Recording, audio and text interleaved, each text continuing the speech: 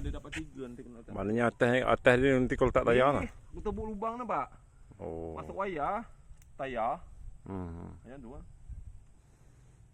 Kalau aku dah siap tebuk dah. Tayar ada 3 je tu. Kalau tayar lama ada aku tapi malas nak cabut. Padi aku ni cantik padi kau ni mah. 50 hari dah padi kebal. Padi kebal ni. 50 hari.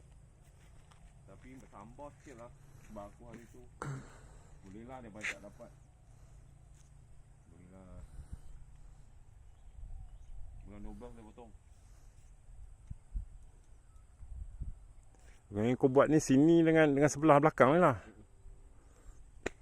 Dia ni sampai ke sana ke Mal? Ke sampai perenggan tengah tu? Tu sampai ke itu apa ada sawit tu.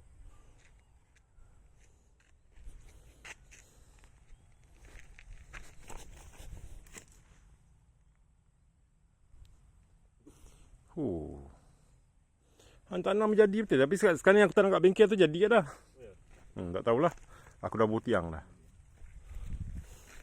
Bagus wayar ikat ni sementara. Alhamdulillah jadi lah. Dia melekat. Sebab dia melekat tu.